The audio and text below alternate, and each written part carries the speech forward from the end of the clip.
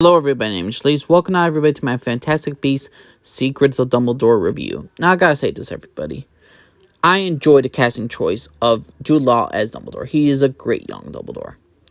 Mads Mikkelsen is a great Grindelwald. Grindelwald is so charismatic. You could obviously see, because of Mads Mikkelsen's performance, why he's so beloved by the wizarding world. Why people are so seduced by him. He's so charismatic, and Mads Mikkelsen plays a great Grindelwald. I will not be going into discussion of why Mads Mikkelsen was hired and all stuff, because we all know what's going on with Johnny Depp's situation, and that's a whole bunch of bullshit that I will not discuss in this review. But for the casting choice of Grindelwald and Dumbledore, I enjoy it. But what's this story about? Grindelwald has two objectives. One, he's using Credence to kill Dumbledore, and he is also freaking trying to rule the Wizard Supreme. He's trying to become the Wizard Supreme. He's trying to become the president of the entire wizarding world. Those are his two goals. Dumbledore is trying to stop his former best friend, former love of his life, to ever have control of the wizarding world before he could start his message of hate and influence more and more to his people to his side. And I gotta say this. I, for the most part, enjoy The Secrets of Dumbledore. I would give it a B-. This is a tremendous improvement over The Crimes of Grindelwald. The problem is, though, since The Crimes of Grindelwald was so bad, they had to fix a lot. And I do mean a lot in this movie of the previous film. They have to. This third film is half. This film is the story moving forward, and half of it is basically fixing up the problems of the last previous film. So, Secrets of Dumbledore to me was a good film, but I had my issues with it. Let's start off with the first issue. And let me just say this, before I get into anything more, there will be spoilers. So if you haven't seen the movie, do not see this review, obviously. The first issue I have with this film is why Grindelwald's even allowed, and I do mean he is allowed, to run for election to become the supreme president of the wizarding world. Apparently, him and his acolytes have infiltrated the German Berlin wizarding world, and now they're influencing everything what's happening. And in short, they say that Grindelwald is absolutely innocent of all his crimes that he's committed, which is total complete bullshit. How on this earth are we supposed to believe that this is not a farce? This is an atrocious piece of bad writing. In what way or shape or form, you could say, well, the ministry is corrupt. There could be corruption with the ministry, but there is also the problem is, there are witnesses. Remember when Voldemort appeared finally to the Ministry of Magic when they saw him? They could not unsee Voldemort. They could not stop spreading the lies that Voldemort was not returned. People knew Grindelwald did a lot of crazy stuff. Is no one going to mention what he did in Paris? Is no other wizard going to stand up? Is no one going to... The American Aurors who are fighting him at the end, in the end of the first Fantastic Beasts film. We're not going to mention where he killed other police wizards when he was escaping from jail. To have even, I don't care if the police officers are corrupt. I don't care if the ministry is corrupt. Logic needs to go into this. And to me, anyone who thinks that's a good piece of writing, I'm sorry, you're just wrong. This is a terrible, terrible piece of writing of why Grindelwald is allowed to even go for the Supreme to become president of the wizards and all that stuff. Because the fact is, there are witnesses to his crimes. He was in jail for his crimes when he was being transported. If they gave some explanation, but no. Nowadays, we don't get explanation for actual storytelling. We don't get explanation into the little details of why Grindelwald's even allowed to happen. They just said, oh, we found no evidence. Sorry, that doesn't fly by me. In any case. And people said, well, if we didn't have that part right there, we wouldn't have a story. You could have a story. You could have an excuse of why Grindelwald looks different. It's very simple. Grindelwald changes appearances. You could have Mads Mikkelsen still be Grindelwald and just say this is his actual real form. Like what we have with him as Johnny Depp was not his actual form. That was his Grindelwald persona character. In reality, we see his actual true form and he'll go by a different name. If somebody like me who watched a movie and left the theater in the first 5 minutes couldn't, you're telling me that the writers, J.K. Rowling, and the people who helped her edit this thing film could not point out the flaw in this? This is an easy solution. Just say Mads Mikkelsen is under a different name and he's running for election, so he won't have the stupid thing of the ministry just saying, okay, Grindelwald is free, he's a vindicated of his crimes, he's done no wrong whatsoever. You don't need to have the stupid plot line. You don't need to have the stupid writing. You don't need to have that stupid storytelling. It's very simple. Mads Mikkelsen is Grindelwald. That's his true form. What he uses, Johnny Depp was his persona, and his actual name's Mads Mikkelsen. He'll have a fake name so he could run for election. It's that freaking simple. But no, we gotta get this storyline. Now, Dumbledore's team is consisting of Decius. You know Decius, Newt's brother? Let's just say he's a gigantic waste of space. Decius, I liked in The Crimes of Grindelwald. And The Secrets of Dumbledore, it looks like the writers forgot that his actual fiancé love interest was killed off. He's not angry. If you told me that he was not even married or he was grieving or anything, I would not be surprised because this man's showing no grief. It's like his fiancé just never existed. They wasted a tremendous opportunity with either Decius having problems with Newt for what happened to his wife or seeking revenge against Grindelwald. You could have done so much more with Decius' character. Other than that, he's just a background character. You could have had so much more depth with Decius' character. I like Decius. I like him and Newt's relationship together. But you could have done so much more for this character that deserved a lot more praise. And speaking of Decius' fiancé, you know Ledla Strange, who was a completely wasted character in the second Fantastic Beasts film? Well, her half-brother Yusuf is just as pointless. There is no point to him even being related to Ledla Strange. There's no point for this character to even exist. He goes to Grindelwald, and Grindelwald erases his memory of his sister, and for some odd reason, we're still supposed to believe Grindelwald, who has premonitions of the future, and Queenie, who could read people's minds, would allow Yusuf to carry out his duty to help Dumbledore defeat Grindelwald. And his help basically came down to one thing that he did. One thing that lasted for less for 5 seconds, and I'm sorry, he's just a waste of a character. There was no point to Yusuf's character. The next member of the team is a woman named Lally. Lally, I don't even know how to pronounce her name. She is a black witch who is a professor of charms at a school. The thing is, though, she's trusted by Dumbledore, and her character is Jacob's bodyguard. That's pretty much it of her entire character. She is there to protect Jacob in the wizardry world and to guide him and to keep him safe, while also doing some things for Dumbledore along the side. So to me, was this a wasted character? Not really. I enjoyed her. She's actually one of the better characters of the Fantastic Beasts universe, in my opinion. She was actually entertaining. She's smart. She's not dumb. She's really focused on her duty, and overall, she's a solid character. To me, her and Decius, if they get together, I will not be surprised. But that's my personal opinion about that Lally. And speaking of the Jacob, well, Jacob throughout this movie, what is he doing? He has to go bring back Queenie from the dark side to the light side. He's got to get back to the woman of his dreams. He's got to get back to the woman's dreams so he can marry her and settle down with. And here's the thing. I do not fault the movie for this. I hate The Crimes of Grindelwald for making Queenie a stupid character. The fact is that Queenie in The Crimes of Grindelwald, for some odd reason, believed Grindelwald, even though she could read his mind and read his intentions. She still believed that there was some future with Grindelwald in order for her and Jacob to be together. She admits she made a mistake. She admits she made a mistake in this film. And I'm like, whoop-de-freaking-do. Who freaking cares for this storyline? This should not have been a storyline whatsoever in The Crimes of Grindelwald. And this movie should not have been halfway trying to retcon the entire Fantastic Beasts Crimes of Grindelwald film.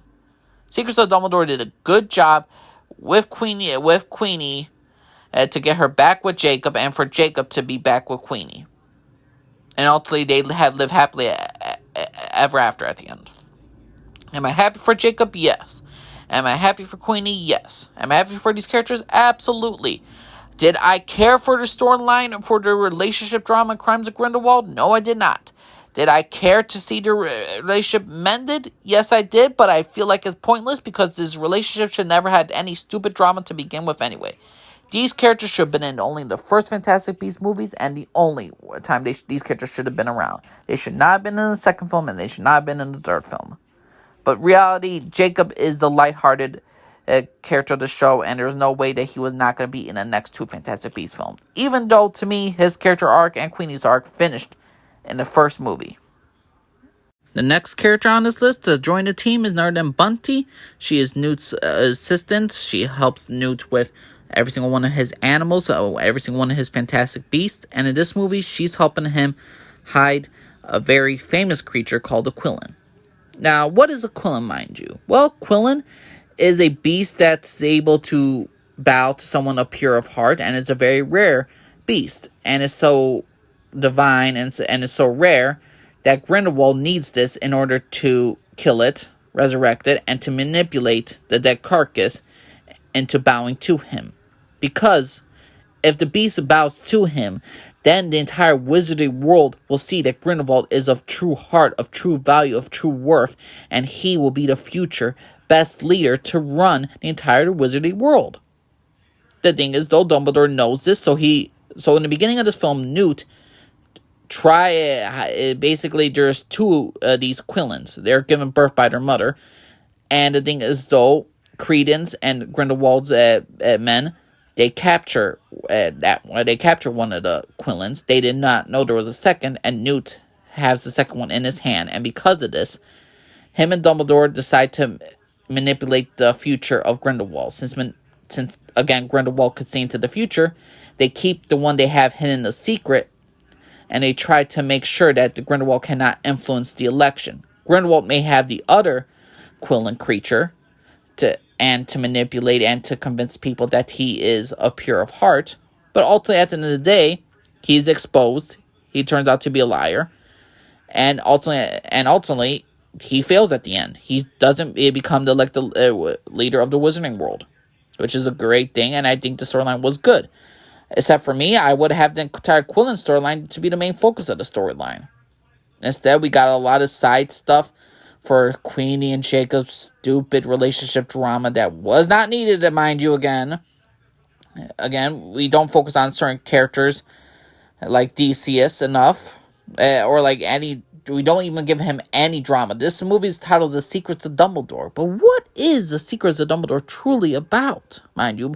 Because I know I'm talking about some certain Fantastic Beasts. I'm talking about certain political elections, Grindelwald's ultimate plan. But what does this actually have to do with freaking The Secrets of Dumbledore? What are the entire secrets of Dumbledore? Now, The Secrets of Dumbledore, what is the ultimate secret? Well, the secret is that Credence is Aberforth's son, which is no surprise to anybody. Anyone with a brain could figure this out. I mean, obviously, this is not Dumbledore's and Aberforth's younger brother. Obviously, their sister did not have a child. Obviously, Dumbledore did not have a son. He's gay. He's with Grindelwald.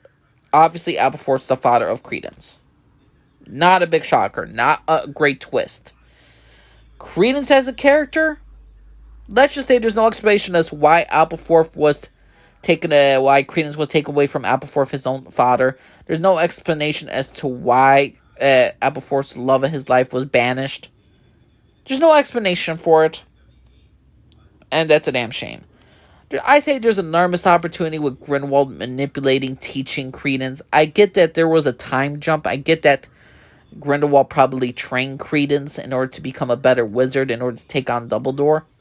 But how he plays Matt Mikkelsen, he seems like Matt Mikkelsen in this character was portrayed in such an elegant, classy way that he doesn't need to use his fists or to use violence in order to do bad things. He doesn't need to show his violence in order to show how truly evil he truly is. I'd rather just see him manipulating more Credence like we'd seen the character did in the first film, just manipulate him a bit more, control him, teach him a bit more, and that there will be better scenes about it. So the Grindelwald and Grindelwald trying to convince Credence to kill Dumbledore, I'm sorry, it's just not believable in my opinion. Credence, and how he believes Credence can actually kill Dumbledore, is not even possible. Dumbledore, and there was a certain scene about this entire fight, when Dumbledore defeats Credence very easily, very swiftly, they just don't, like he should just tell him, take my hand, come with me, I'll tell you to meet your father, my brother, and we'll explain everything. The fact is that Credence goes back to Grindelwald after hearing what Dumbledore says about, like, you are my bloodline. I'm not your father, but you are my bloodline. And I am sorry for what has happened to you. I don't understand why they couldn't have that next scene. It's just not realistic. It's just, to me, a stupid character moment. And I think with Credence as a character, he's an okay character.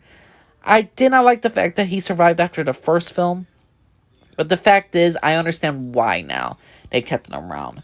Because they need to explain why Grindelwald and Dumbledore can't fight each other. The fact is, Grindelwald and Dumbledore made a blood oath to each other. A spell, where they cannot attack the other. The thing is, though, since Credence proved that Grindelwald was a fraud, Grindelwald tried to attack Credence with a spell. And since he attacked the bloodline of Dumbledore, a bloodline he swore he would never attack, that it broke the curse. And since Dumbledore also used a protection spell to protect, that means Grindelwald broke the truce. So now Grindelwald will now have to fight Dumbledore. There's no more spell to stop him. Dumbledore will fight Grindelwald, and we all know how it's gonna end. Ultimately, at the end of the day, I wish just Dumbledore just stopped freaking Grindelwald himself. I wish the entire film franchise ends in this third movie. I don't believe we need a fourth. I don't believe we need a fifth, because we all know what's going to happen. Grindelwald's going to win, and Grindelwald's going to win. Dumbledore's going to win. Grindelwald's going to be put in jail. There's not much we could leave a surprise for. There's not much stuff we need anymore. This is not the Star Wars prequels where we're going to see how Anakin Skywalker turned into Darth Vader. That's a story right there. How Dumbledore needs 2 other movies to take on his ex-lover, who we all know will be jailed and killed by Voldemort in the future. I'm sorry, this is just a no for me. So, all in all, Credence was an okay character. This movie, I may be ranting, I may be bitching about it, but I overall enjoy this movie. I don't hate this movie, I actually enjoy it. And I think it's a good ending for the entire franchise. Will they end this franchise? Absolutely not, because they see money, they see a cash cow. They're going to milk this cow until as long as they can, because more money, even though they're going to waste the storylines. And to me, the Fantastic Beasts as a whole, the franchise, it's heavily flawed. There's a lot of problems. A lot of characters go in and out. What happened to Nagini? What happened to this character that we introduced in The Crimes of Grindelwald? What more do we need? I enjoyed The Secrets of Dumbledore. I really did. And it's a tremendous improvement over this Crimes of Grindelwald. Crimes of Grindelwald I gave like a D+, C-. This I'm going to give a B-. It's a whole letter grade better than a previous film. And at the end of the day, the problem is, though, what I have for the Fantastic Beasts films is that they don't know what they want to be, this franchise. Do you want to be like the first movie where it basically is Newt Scamander getting a lot of Fantastic Beasts? Or are we going to get the Dumbledore and Grindelwald battle? To me, the Fantastic Beasts movie, the first one, is still the best. It's a B+. I appreciate it more and more each time I see it. This film was good. Good action, good cinematography, good acting. Some believable storylines, some not believable storylines, even though that's not their fault. And I'm looking at you, Queenie, and Jacob. Jesus Christ. But at the end of the day, I do enjoy The Secrets of Dumbledore. There is a good film in this movie. There is a lot of great moments, a lot of cool moments, some stupid moments, some bad moments, some wasted moments. Well, at the end of the day, I believe it left me overall satisfied. Did I have a lot of problems? Yes. Is there some things that should be addressed? Yes. Does there actually look like there's a story arc for the 5 movies? Not really. it feels like they're making it up as they go along, like the Star Wars sequel trilogy, and they're just going to make fixes along the way. I may enjoy this film, and the fourth film might be totally rubbish. Will we see Newt again? Maybe. If he doesn't show up, what's the point of even calling it Fantastic Beasts? And if he does show up, they gotta give a good explanation as to why he's there. For this movie, for this film, there's a reason why Newt needs to be there. There's a reason why Newt needs to be there to make Grindelwald a fraud in the public eye. Overall, I'm satisfied with The Secrets of Dumbledore. Do I think it could have been better? Absolutely. Do I believe there was mistakes made? Absolutely. And I know I keep rambling on. It's just, I'm overly happy and frustrated at the same time with this film. But that's my personal opinion, everybody. What do you all think of The Secrets of Dumbledore? Do you think it was a great film? You think it was a boring film? You think it was a terrible film? You think The Secrets of Dumbledore was better than The Crimes of Grindelwald? Or you think it's the worst? What's your personal opinion, everybody? My name's Elise, Garfield, everybody. Bye.